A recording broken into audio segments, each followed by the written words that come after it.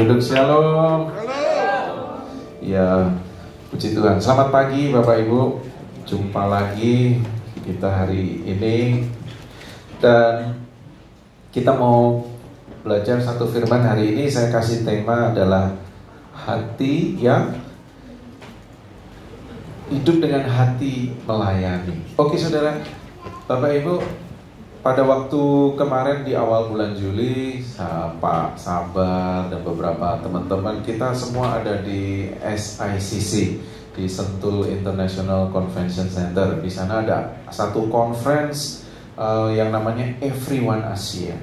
Dan apa sih tujuan conference ini? Jadi conference ini adalah satu kesepakatan atau suara Tuhan yang kita dengar sama-sama bahwa Tuhan ingin bergerak, bahwa Dia ingin menggenapi amanat agungnya atas gerejanya dan atas bumi hari-hari ini. Amin saudara. Jadi Tuhan tuh mau kita semua bergerak menjangkau jiwa-jiwa. Dan temanya adalah everyone. Jadi setiap orang harus mendengar kabar baik, kabar sukacita tentang Tuhan Yesus. Katakan amin. Ya. Nah, siapa yang akan memberitakan kabar baik itu? Siapa yang akan membicarakan keselamatan dari Tuhan Yesus? Nah, itu adalah tanggung jawab kita semua. Katakan amin. Amin. Ya. Jadi saudara, ini adalah tugas yang Tuhan berikan untuk semua orang mendengar Yesus. Makanya kemarin kita diberikan tema everyone. Setiap orang harus mendengar tentang Yesus. Nah, untuk itu kita harus diperlengkapi untuk kita bisa berjumpa dengan setiap orang dan kita bisa menceritakan tentang kasih Tuhan dalam kehidupan kita sehingga orang juga bisa mengenal dan percaya kepada Tuhan Yesus. Nah, hari ini kita perlu belajar bagaimana kita waktu berjumpa dengan orang, kita bisa memiliki hati untuk melayani mereka. Ya, beberapa waktu lalu kita belajar tentang servanthood atau kehambaan atau kepelayanan. Nah, hari ini kita belajar bahwa dengan hati yang melayani dalam hidup kita, kalau hidup kita sehari-hari kita terus memiliki hati yang melayani, itu merupakan satu contoh untuk kita menceritakan karya Tuhan dan kasih Tuhan kepada orang lain. Katakan amin sampai di sini. Nah, dalam kehidupan kita sebagai orang percaya, melayani itu adalah sebuah hal yang penting, hal yang sangat penting.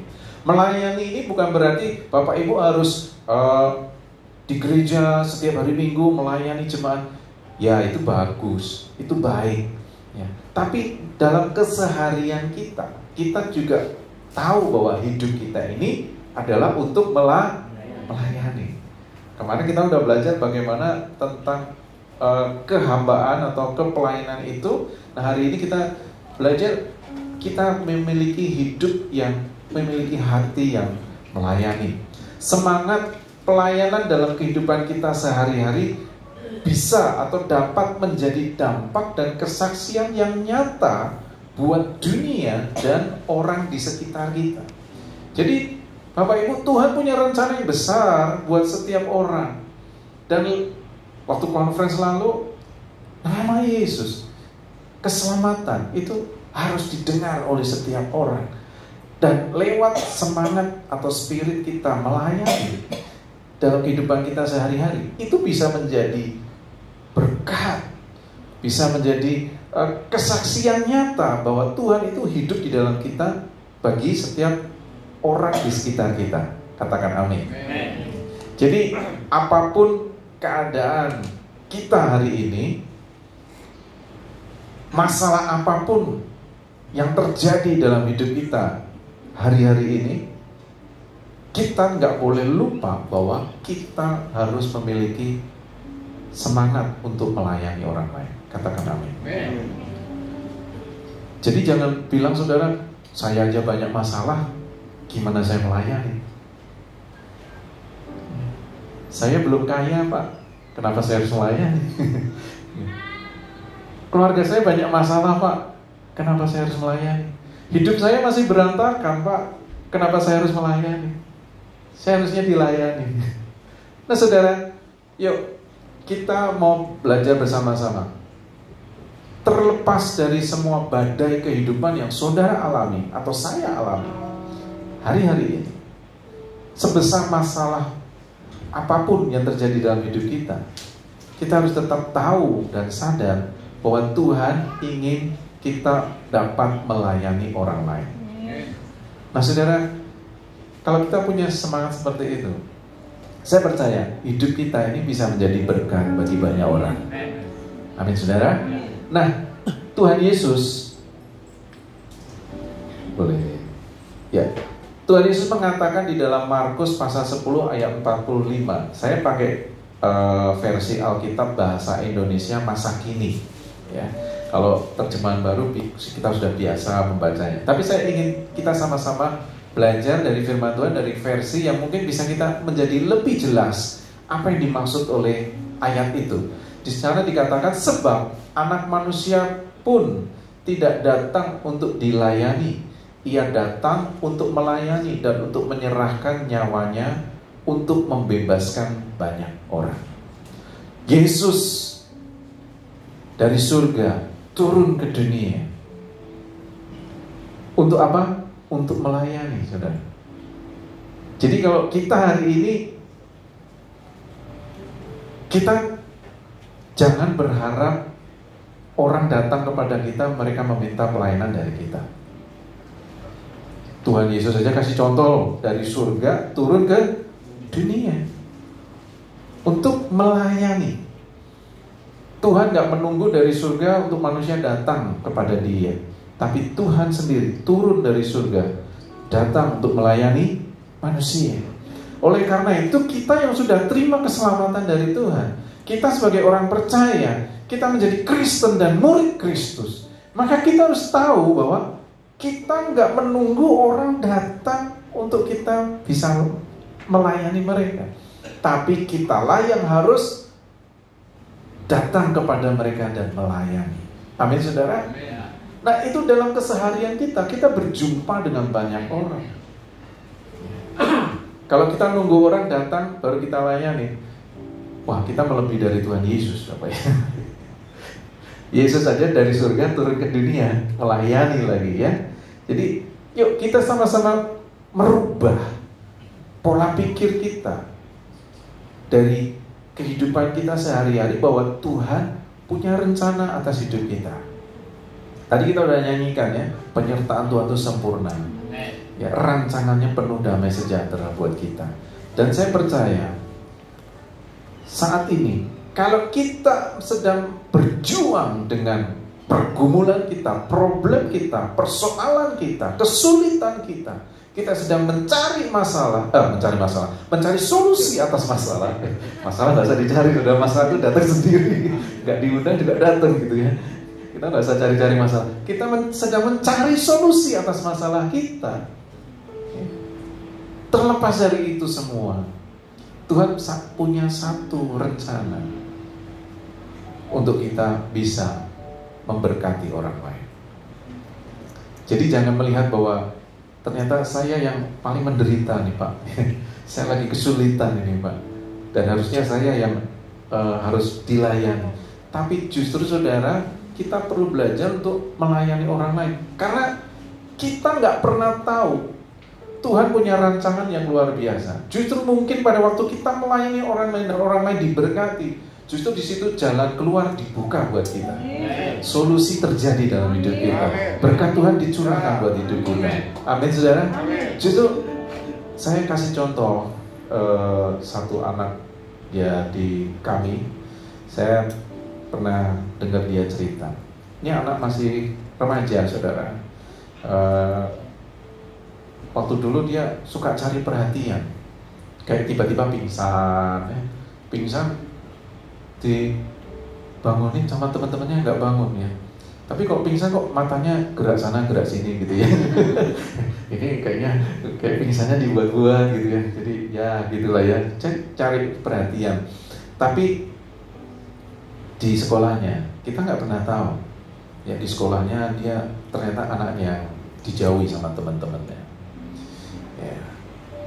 Dia dibully sama teman-temannya di kelas.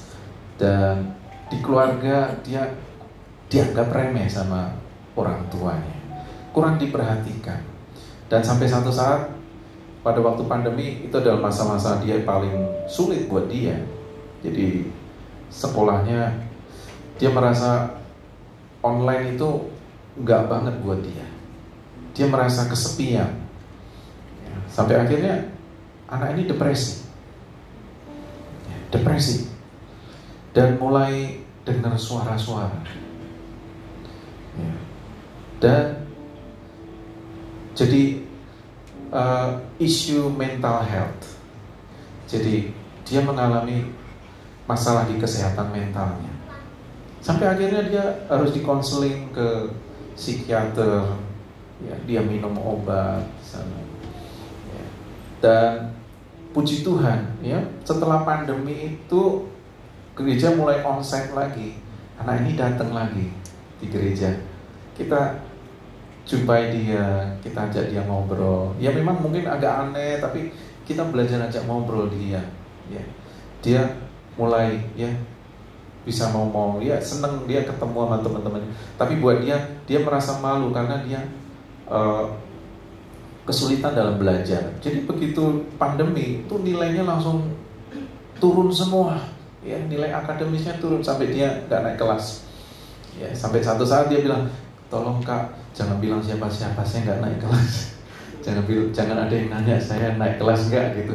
Jadi anak itu udah merasa minder, merasa rendah diri, dia nggak berani. Kalau ada orang berjumpa sama orang nanya tentang sekolahnya gitu ya. Jadi ini anak begitu depresi. Tapi terus dengan berjalannya waktu dia belajar, ya, di counseling, minum obat, ya, karena berhalusinasi saudara. Ya, kalau udah malam itu dia bisa mendengar suara-suara, dia nggak bisa tidur, mata dia melek terus.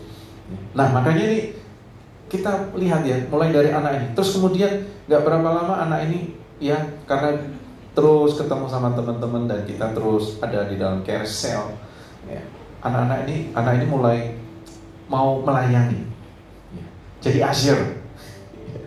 Nah, puji Tuhan ya saudara, lewat dari semua apa yang dia jalani dan dia alami semua, pada waktu dia belajar melayani, ya, dia mulai mengalami pemulihan demi pemulihan. Amin saudara. Amin. Jadi saudara, problem apapun, seberat apapun dalam hidup kita, yuk sama-sama kita belajar. Saat kita belajar melayani, saya percaya mujizat itu juga terjadi dalam hidup kita. Ya. Saya percaya apapun problem keadaan saudara hari ini, keluarga, sekolah, pekerjaan, bisnis, apapun juga, usaha kita, yuk sama-sama pada waktu belajar untuk melihat seperti Tuhan Yesus datang untuk melayani, bukan untuk dilayani. Saya percaya Tuhan akan membuka jalan keluar buat setiap hidup kita. Mujizatnya terjadi, berkat Tuhan pasti curang. Katakan amin. Ya. Nah, satu orang yang luar biasa untuk melayani orang-orang miskin, Mother Teresa. Dia mengatakan, dalam kehidupan ini kita tidak dapat selalu melakukan sesuatu yang besar, hal-hal yang besar, tapi kita bisa melakukan hal-hal yang kecil dengan kasih yang besar. Amin. Saudara, kalau kita belajar melayani, memiliki hati untuk melayani, kita tidak perlu membayangkan melakukan hal-hal yang fantastis, dahsyat, luar biasa, bombastis gitu. Jarang. Tapi kita bisa melakukan hal-hal yang kecil, tapi kita lakukan dengan penuh cinta, penuh kasih, segenap hati, nggak asal-asalan, nggak setengah-setengah. Sekalipun mungkin remeh, sekalipun mungkin sepele, tapi waktu kita lakukan dengan penuh kasih, itu memiliki dampak yang besar. Katakan amin, saudara. Mother Teresa melayani orang-orang di India. Mereka orang-orang yang terpinggirkan, orang-orang yang sakit lepra, kusta, ya orang-orang yang miskin, ada di tempat-tempat kumuh mungkin ya. Dia di sana melayani. Mungkin apa yang dia kerjakan nggak banyak orang melirik, nggak banyak orang melihat, ya. Tapi dia dipakai Tuhan luar biasa. Ya. Kita belajar dari apa yang dilakukannya. Dalam kehidupan ini kita nggak dapat melakukan hal-hal yang besar itu selalu dalam kehidupan kita. Tapi kita bisa melakukan hal-hal yang kecil, tapi disertai dengan cinta, kasih yang besar dari apa yang kita kerjakan. Nah sekarang bagaimana cara kita bisa mulai melayani orang lain dan dunia di sekitar kita? Ingat Bapak Ibu, apa yang kita kerjakan, pelayanan yang kita lakukan, kita harus tahu bahwa tadi saya dasari dari Everyone Asia. Kita dasari bahwa semua orang perlu mendengar tentang Yesus. Semua orang perlu mendengar tentang Kristus. Amin. Jadi kita mulai melayani orang lain dan di dunia sekitar kita, gimana caranya? Yang pertama, mengutamakan orang lain. Rasanya buat kita mengutamakan orang lain itu kayaknya agak sulit ya. Pak, saya ini lagi ada masalah. Hidup saya ini masih berantakan. Keluarga saya ini masih amburadul, Pak. Gimana saya mau mengutamakan orang lain? Ini keluarga sendiri aja, Pak. Pak, pusing, Pak. Itu urusannya, Pak. Itu ya. Anak sekolah, bayar listrik, bayar air, bayar telepon, pulsa, internet, dan segala macam. Mungkin kita bisa ngomel, kita bisa ngoceh semua apa yang menjadi permasalahan kita. Tapi kita belajar di sini. Kita belajar yang pertama, gimana caranya kita melayani orang lain dan bisa menjadi dampak buat orang di sekitar kita. Yang pertama, kita perlu mengutamakan orang lain. Mengutamakan orang lain. Ya, kita lihat dulu di dalam Filipi pasal 2 ayat 3 sampai 4. Di sana yuk sama-sama kita baca karena ayatnya ada di depan dalam versi bahasa Indonesia masa kini. Yuk sama-sama kita baca dengan suara yang keras. 1, 2, 3.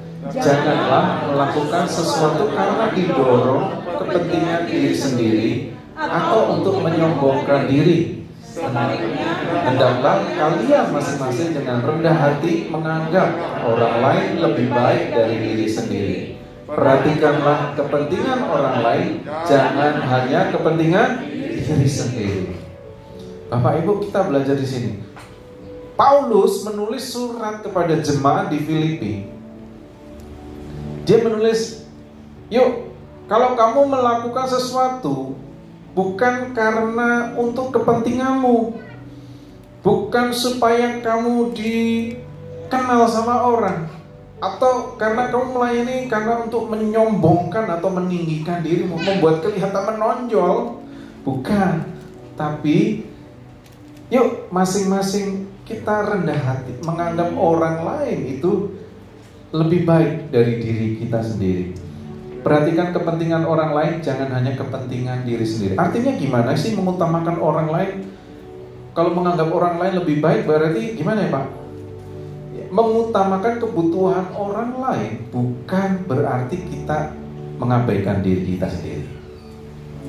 Tapi kita menunjukkan kasih dan perhatian kepada orang lain seperti Kristus mengasihi kita. Katakan amin Bapak Ibu. Jadi kalau kita menganggap orang lain dan mengutamakan orang lain lebih dari diri kita sendiri, artinya kita menunjukkan kasih dan perhatian kita seperti Kristus sudah mengasihi kita. Oleh karena itu Bapak Ibu, kita harus sadar Tuhan itu begitu mengasihi kita. Tuhan itu sayang dengan hidup kita. Tuhan itu sayang sama keluarga kita. Tuhan itu mengasihi pekerjaan kita, bisnis kita. Oleh karena itu Tuhan mau punya rencana yang luar biasa yang ditawarkan kepada kita. Kalau kita belajar mulai mengasihi dan memperhatikan orang lain, seperti kita sudah merasakan kasih Tuhan dalam hidup kita. Sayangnya ada banyak orang yang merasa bahwa dirinya gak dicintai sama Tuhan. Kehidupan manusia itu punya kebutuhan dasar. Perlu dihargai, perlu dikasihi, dan perlu diakui. Saudara, tiga hal ini nggak bisa kita dapat dari manusia. Banyak orang pengen merasa dikasihi, dia mencari cinta di luar. Mungkin keluarganya nggak mengasihi dia, akhirnya dia mencari kasih di luar dari keluarganya. Jatuh dalam kehidupan seks bebas, karena dia merasa dia nggak dikasihi. Akhirnya dia jatuh dengan berapa orang lagi, hanya karena dia merasa dia nggak dikasihi. Nih, tiga hal ini kita bisa dapat hanya dari Tuhan. Jadi kalau kita merasa bahwa Tuhan sudah begitu mengasihi kita, kita bisa belajar untuk kita mulai mengasihi dan memberikan perhatian kepada orang lain. Katakan amin. Ada banyak orang gak merasa dihargai. Ada yang banyak orang gak merasa diakui. Dia diremehkan, dia disepelekan, dia gak dianggap, dia ditinggalkan. Dan itu meninggalkan luka dalam hatinya. Karena itu, Bapak Ibu, sebelum kita bisa belajar mengasihi dan memperhatikan orang lain, kita harus belajar mengalami bahwa Tuhan itu sayang sama hidup kita. Tuhan itu menghargai kita. Tuhan itu mengakui. Tuhan mengakui kamu ini anakku. Amin. Tuhan itu angkat kita menjadi anaknya. Itu adalah satu pengakuan Tuhan atas hidup kita. Saudara, kok saudara sadari, saudara disebut anak Tuhan. Tuhan itu mengakui Anda sebagai anak.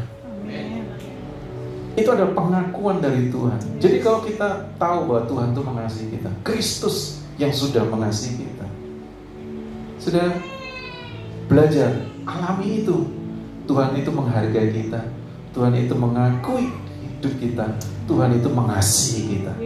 Amin, saudara. Dengan itu saudara bisa mulai belajar mengasihi dan memberikan perhatian kepada orang lain seperti Kristus sudah mengasihi hidup kita. Amin, saudara. Tanpa itu, saudara, akhirnya saudara akan mencari tadi, menyombongkan diri supaya saya diakui oleh orang lain, maka saya melakukan pelayanan ini. Saudara, kita ingin mendapatkan penghargaan dari orang lain atas apa yang kita lakukan, pencapaian kita. Mungkin kita meraih cita-cita kita dengan begitu luar biasa supaya ada orang yang mengakui, kamu memang hebat, kamu memang pinter, kamu memang luar biasa, kamu memang sukses.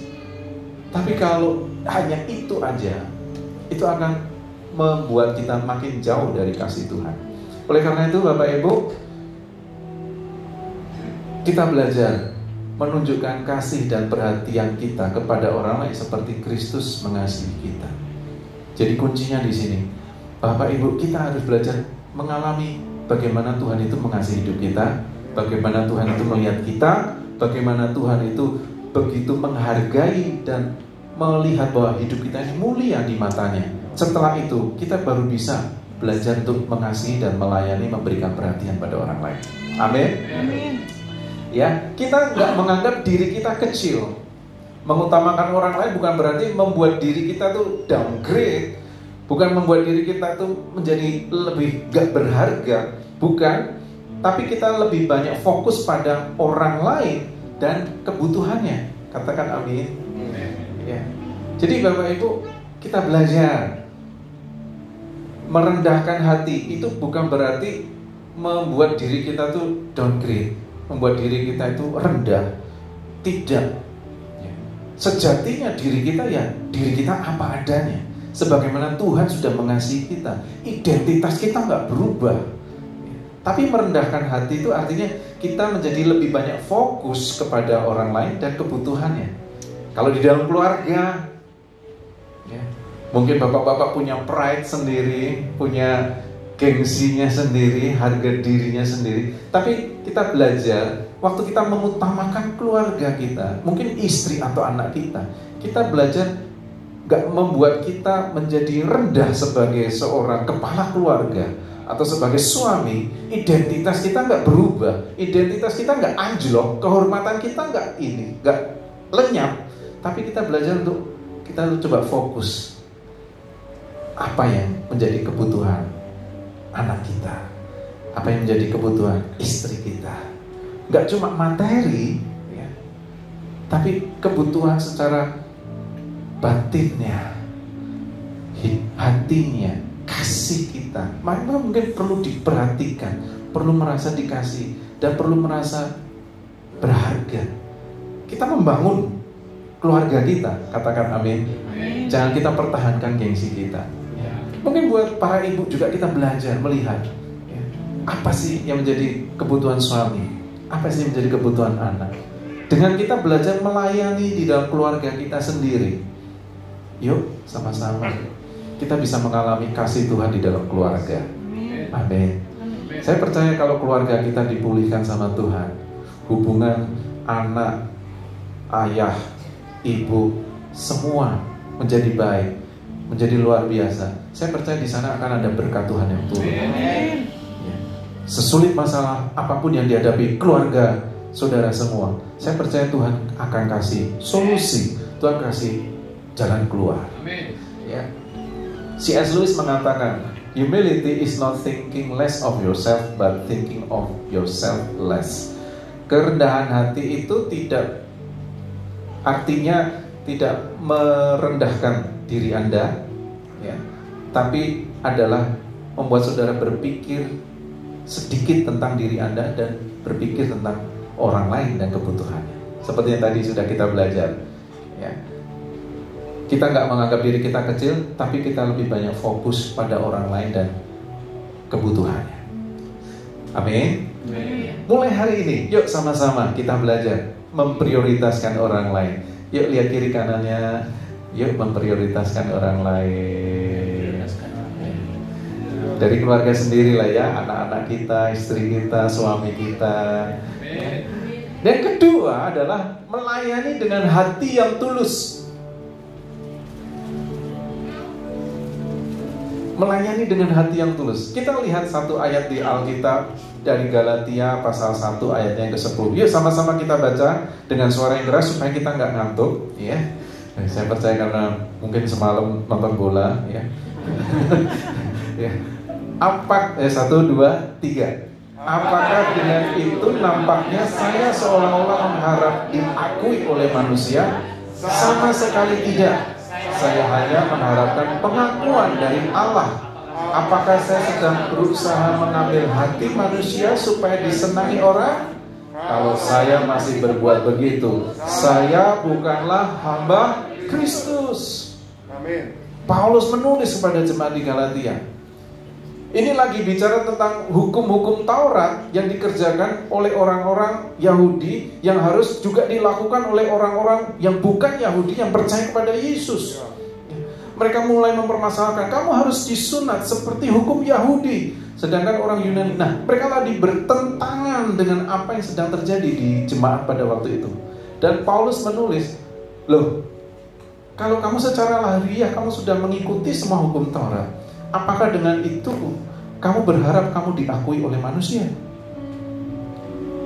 Ya, kalau saya melakukan itu semua, apakah aku mau berkenan di hati orang? Maka Paulus bilang, kalau aku masih berbuat seperti itu, aku bukanlah hamba Kristus.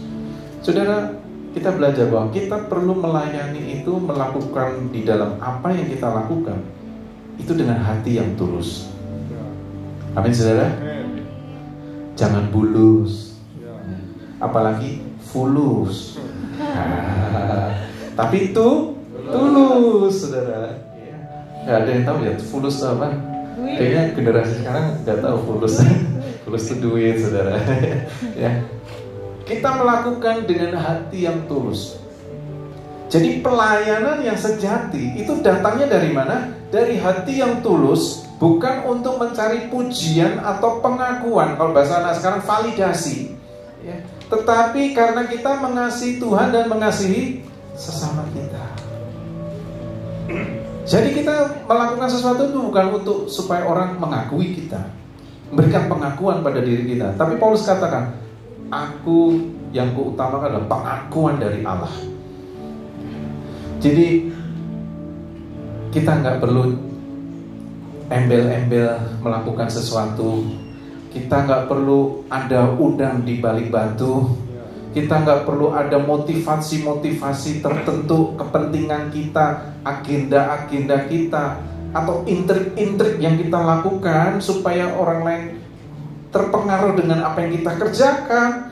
Tapi kita belajar, waktu kita melayani, pelayanan yang sejati itu berasal dari hati yang murni, hati yang tulus. Jadi hati yang tulus, hati yang murni itu karena apa? Karena motivasinya adalah mengasihi Tuhan dan mengasihi sesama. Love God, love people. Jadi kalau kita melayani, teman-teman di sini mungkin yang musik, yang WL, yang apapun yang kita kerjakan, kita melayani bukan karena hal-hal supaya kita mendapat validasi dari orang, tapi kita melayani karena kita mengasihi Tuhan dan mengasihi jemaat Tuhan. Katakan amin. Nah, waktu kita lakukan ini dalam kehidupan kita sehari-hari, mungkin di kantor kita bisa ketemu dengan teman kerja kita, rekan kerja kita, mereka mungkin memerlukan pertolongan. Kita bisa membantu mereka melihat apa yang menjadi kebutuhannya, mengasihi Tuhan dan mengasihi sesama. Kalau kita di sekolah, kita lihat teman kita, ini nilainya do re mi fa terus, do re mi fa gitu ya. Paling sedikit-sedikit sol gitu aja ya. Bagus dong kak, ya kenapa? Bagus, mewarisi nilai-nilai 45. Ya 45 kalau perjuangan bahasa Indonesia ya gak bagus. Tapi kalau nilai-nilai 45-nya buat sekolah ya gak bagus ya. Nah saudara, kalau kita lihat ada teman kita yang mungkin memerlukan bantuan, kita bisa dengan sikap hati yang tulus, kamu jangan blow on terus dong gitu ya.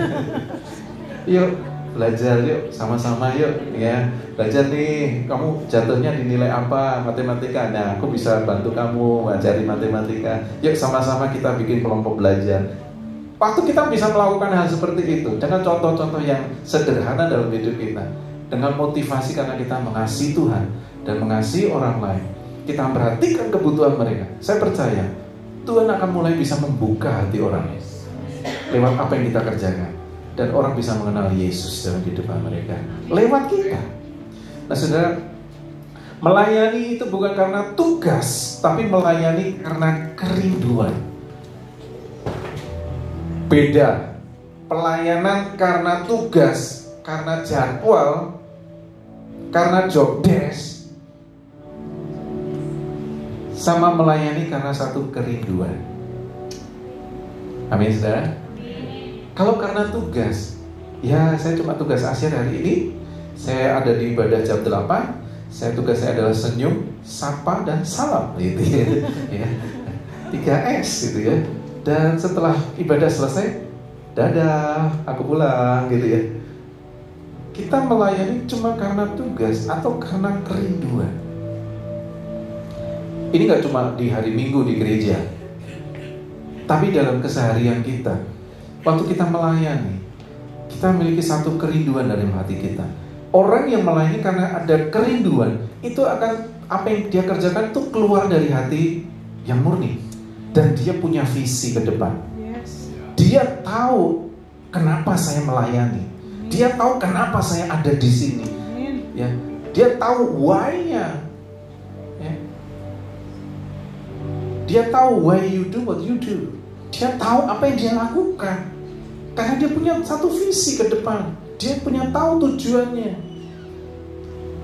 Kalau orang bangunan yang tahu apa yang dia kerjakan, dia nggak cuma menyusun bata demi bata. Kalau tukang bangunan, dia tahu visi ke depan. Apa yang dia lakukan, dia tahu apa yang dia susun itu bukan bata, tapi dia sedang membuat sebuah rumah. Bukan cuma menembok aja. Nah saudara, itu yang namanya melayani dengan satu kerinduan. Itu artinya keluar dari hatinya yang paling murni. Dia kerjakan itu dengan penuh perhatian, penuh kesabaran, penuh sukacita melakukannya. Dan dia punya visi yang ke depan, apa yang dia sedang melakukan. Jadi gak asal melakukan. Kalau karena tugas, dia bisa asal melakukan. Amin saudara. Mari sama-sama. Kalau tadi kita sudah belajar bahwa kita perlu menerima kasih Tuhan lebih dulu dalam hidup kita. Kasih itu harus full, harus penuh, tangkinya harus 100%. baru kita bisa memperhatikan dan mengasihi orang lain. Hari ini, apa yang kita kerjakan? Yang kedua, kita perlu melakukannya keluar dari hati kita yang paling murni. Saya percaya, gereja ini nggak akan cuma melayaninya di hari Minggu aja, tapi nanti Bapak Ibu akan ditaruh satu kerinduan dalam hati Anda untuk melayani orang lain. Amin. Di luar gedung ini, kita melayani masyarakat yang ada di lingkungan kita. Katakan amin. Amin. Kalau kita punya kerinduan seperti itu, apa yang kita kerjakan? Saya percaya, walaupun mungkin awalnya adalah hal-hal yang kecil yang kita kerjakan, tapi bersama dengan Tuhan, hal yang kecil bisa jadi besar. Amin.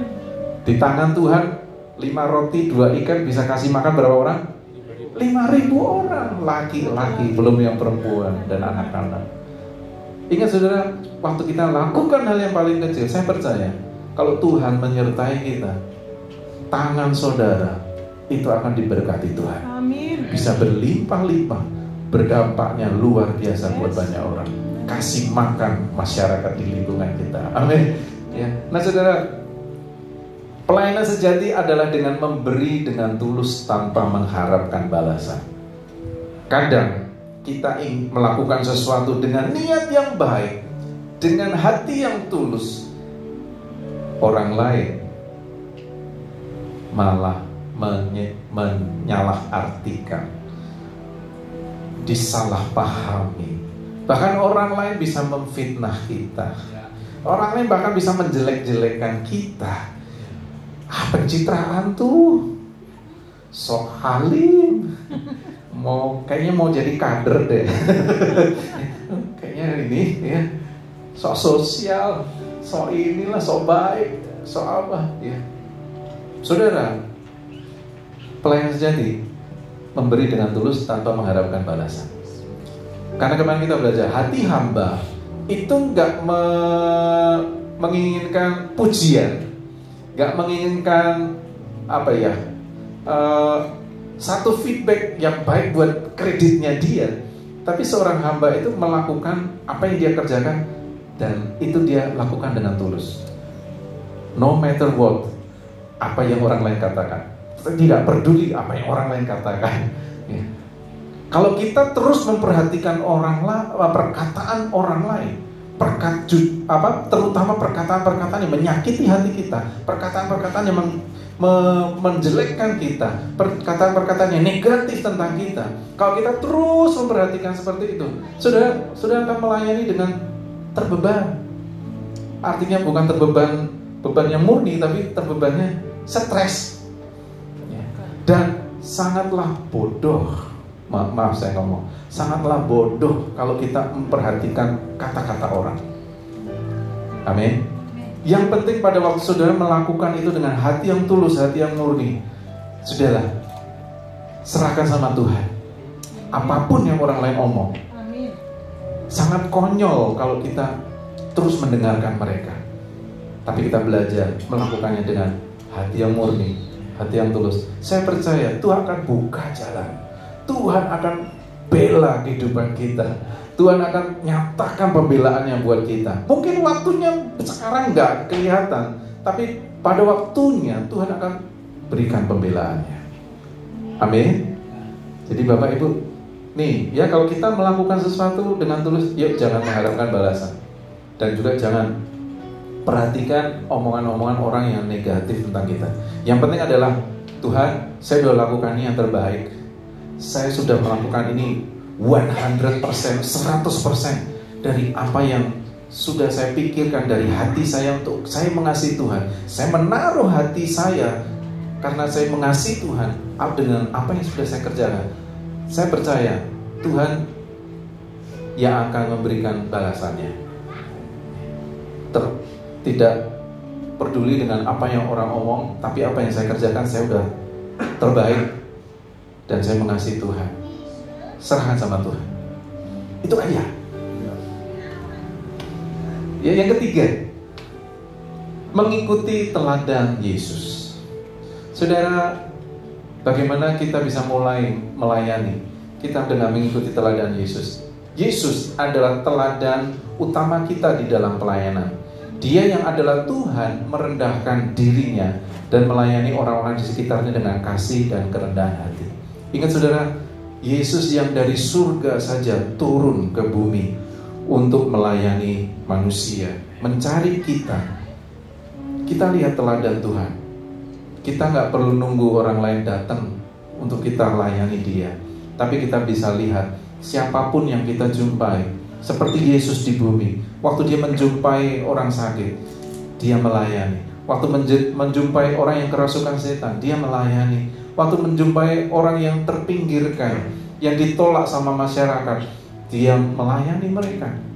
Yuk sama-sama kita teladani apa yang sudah dikerjakan Tuhan Yesus.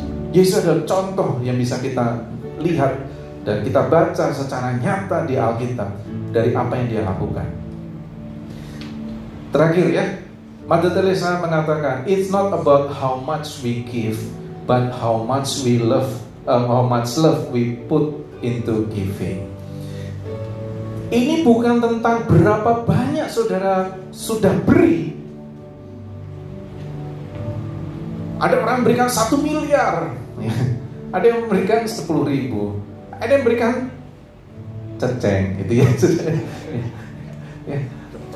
Ini bukan tentang jumlah berapa banyak yang bisa Anda berikan, tetapi ini tentang berapa banyak kasih, cinta yang Anda taruh di dalam setiap pemberian Anda.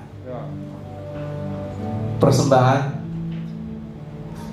kalau kita berikan dengan nilai, misalkan maaf 1.000 rupiah pun, tapi kalau apa yang kita taruh itu adalah kita taruh kasih itu, saya percaya seperti janda yang memberikan 2 peser ya. Kalau 1.000 itu mungkin ada 1.000 itu ada uang makan dia hari ini, dia berikan dengan penuh kasih. Itu sangat sesuatu di mata Tuhan dibandingkan dengan orang yang punya triliunan, dia memberikan 100.000. Jadi ukurannya bukan berapa banyak yang Anda punya dan Anda berikan, tapi ukurannya adalah seberapa banyak kasih yang Anda taruh di dalam setiap apa yang Anda berikan. Jadi Bapak Ibu, kalau kita melayani di rumah, how much love we put into our giving for our family. Ada berapa banyak kasih yang kita berikan dari apa yang kita berikan buat keluarga kita.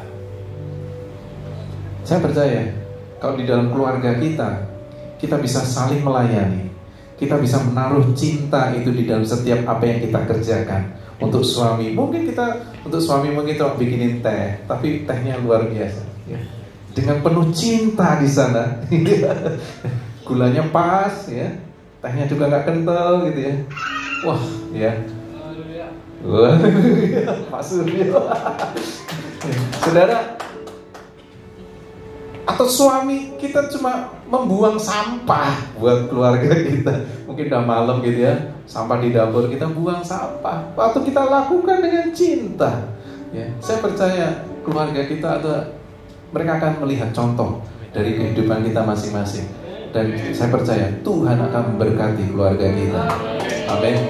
Jadi bukan berapa banyak yang kita punya, tapi berapa banyak kasih yang kita taruh dalam setiap apa yang kita kerjakan dan kita berikan kepada orang lain. Saya percaya kalau kita lakukan ini di sekolah, di tempat kerja, di dalam keluarga, di lingkungan kita masing-masing, di masyarakat kita, saya percaya tempat ini gak akan muat lagi. Loh, gak ada yang amin saudara. Karena siapa yang melayani orang-orang itu? Saudara. Coba lihat kiri kanannya, siap melayani ya. Ya, siap-siap melayani ya, Bapak Ibu. Ya. Nanti akan ada orang, ya, karena ada 1 orang, ya, atau 2 orang yang sudah melakukan hal ini, mereka akan datang kepada Tuhan Yesus. Belum yang amin cuma 1 orang. Amin. Yuk sama-sama kita tutup firman Tuhan hari ini, kita berdoa bersama-sama. Tim musik boleh membantu.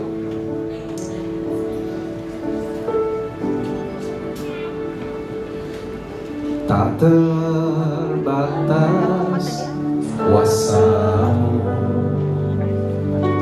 tak terduga cara-Mu,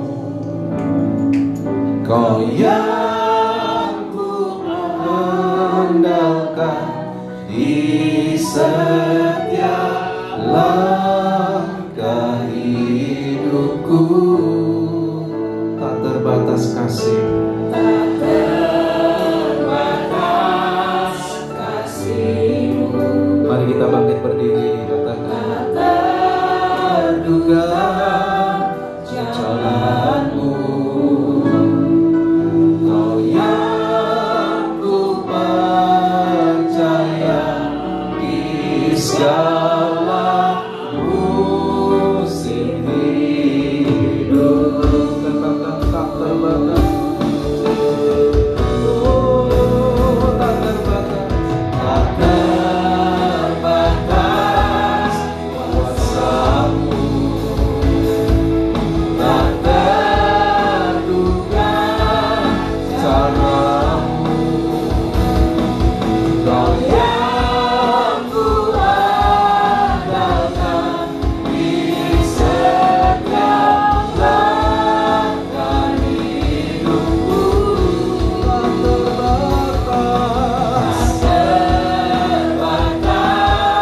kasih-Mu,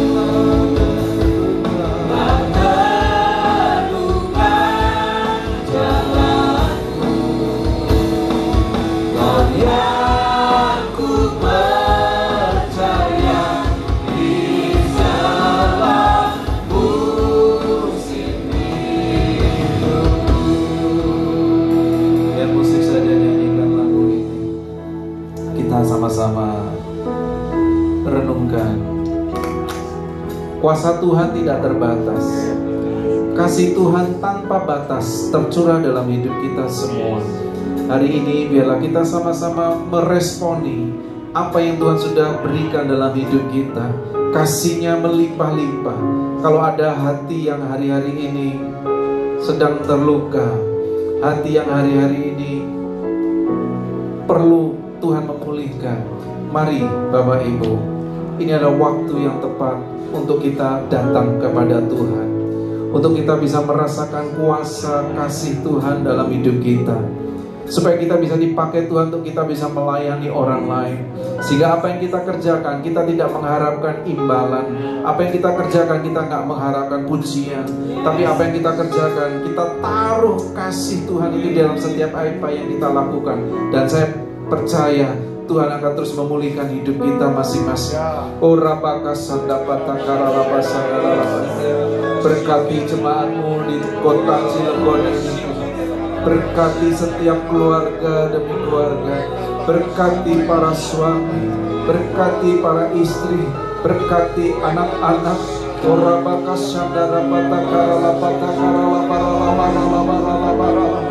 Ini waktu Engkau lakukan pemulihan. Ini waktu untuk kasih-Mu mengalir di dalam setiap keluarga. Biarlah kami boleh bersama-sama belajar. Kami mengasihi dari lingkungan kami sendiri, dari lingkungan keluarga kami, di mana Tuhan sudah percayakan dan Tuhan taruh keluarga itu dalam hidup kami.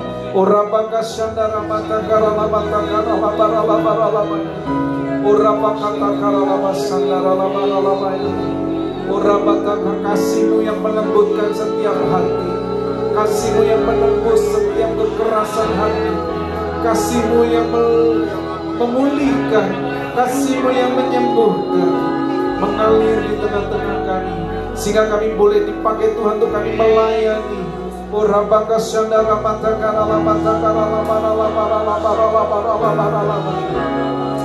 Yesus, Yesus, ajar kami untuk kami memahami apa yang Tuhan kerjakan hari-hari ini di tengah-tengah hidup kami. Berkati Tuhan, berkati. Terima kasih Tuhan Yesus. Kami percaya saat kami pulang dari tempat ini, kami menjadi pribadi yang berbeda. Tuhan yang mengubahkan kami, Tuhan yang terus mengangkat kami, Tuhan yang memulihkan kami. Kasih-Mu yang mengalir itu tercurah deras atas setiap kami, membanjiri hidup kami, sehingga meluap-luap lewat hidup kami. Kami memberikan kasih itu kepada orang lain. Terima kasih Tuhan Yesus, terima kasih. Berkati setiap kami semua. Berkati umat-Mu, gereja-Mu di tempat ini. Jadikan gereja ini menjadi contoh dan dampak berkat bagi orang-orang masyarakat dunia di sekitarnya. Sehingga kami percaya kota Cilegon gak akan sama lagi. Kami akan lihat kota Cilegon mengenal Tuhan Yesus. Karena kami tahu Tuhan yang luar biasa, yang berdaulat atas segala ciptaannya. Terima kasih Tuhan Yesus, terima kasih. Kami menyerahkan semuanya di dalam nama Tuhan Yesus. Tak terbatas kuasa-Mu, tak terduga cara-Mu. Kau yang ku andalkan di setiap langkah hidupku.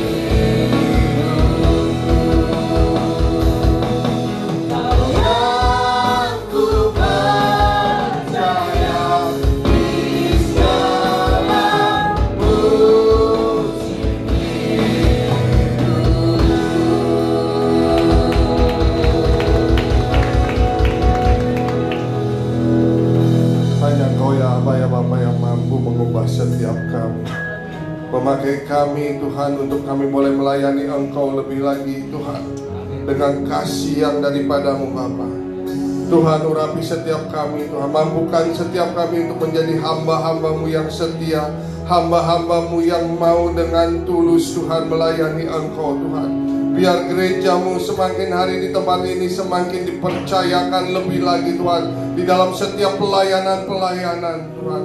Terima kasih Tuhan Yesus Kristus. Terima kasih untuk Pak Agung Tuhan yang sudah menyampaikan isi hati-Mu Tuhan. Kiranya Engkau yang terus memberkati, mengurapi hamba-Mu Tuhan. Kemanapun hamba-Mu melayani Engkau Tuhan, biar kasih anugerah-Mu terus melimpah. Kasih-Mu Tuhan terus tercurah atas hamba-Mu. Dan Engkau yang terus menguatkan kakinya untuk melangkah bersama-sama dengan Engkau, untuk hamba-Mu bisa terus Tuhan menyampaikan kebenaran firman-Mu Tuhan. Berikan kesehatan, kekuatan, perlindungan yang sempurna. Bahkan istri dan anak-anaknya juga Tuhan jagai, Tuhan lindungi. Berkati setiap apa yang dikerjakan, diusahakannya Tuhan. Tambahkan terus Tuhan hikmat-Mu atas hamba-Mu Bapa. Terima kasih Tuhan untuk kebenaran firman yang sudah disampaikan melalui hamba-Mu, dan kami diberkati Tuhan. Semua umat-Mu di tempat ini juga Tuhan diberkati. Semua umat-Mu di tempat ini boleh memiliki understanding yang lebih lagi Tuhan, sehingga Tuhan setiap kami boleh melangkah lebih lagi Tuhan. Untuk kami boleh lagi mendedikasikan diri kami. Kami mau lebih lagi melayani Engkau. Kami mau lebih lagi mengasihi Engkau Tuhan. Terima kasih Bapa. Kami mau terus mencari wajah-Mu Tuhan. Kami mau terus mencari perkenanan yang daripada-Mu Bapa. Terima kasih Tuhan. Terima kasih untuk ibadah ini Tuhan. Kami sudah selesai ibadah Tuhan, dan sebentar kami akan pulang kembali ke rumah kami masing-masing dan beraktivitas. Biarlah Tuhan pengurapan-Mu terus Tuhan berlanjut. Hikmat-Mu terus ada pada setiap kami. Allah Roh Kudus yang terus memimpin di dalam setiap kehidupan kami. Dan sebelum pulang, biarlah berkat-Mu menyertai kami, dan kami siap menerima berkat yang daripada-Mu. Mari arahkan hati, angkat kedua tangan. Tuhan memberkati Engkau dan melindungi Engkau. Tuhan menyinari Engkau dengan wajah-Nya dan memberikan Engkau kasih karunia. Tuhan menghadapkan wajah-Nya kepadamu dan memberikan Engkau damai sejahtera. Sekarang pulang dan terimalah berkat yang terbaik dari Allah Bapa di surga. Kasih yang sempurna dari Tuhan Yesus Kristus, persekutuan yang indah dan manis bersama Allah Roh Kudus dari mulai sekarang sampai kedatangan Tuhan yang kedua kalinya, bahkan sampai selama-lamanya. Di dalam dan demi nama Tuhan Yesus Kristus kita yang diberkati oleh Tuhan. Haleluya, sama-sama katakan amin. Selamat siang, selamat hari Minggu. Tuhan Yesus memberkati.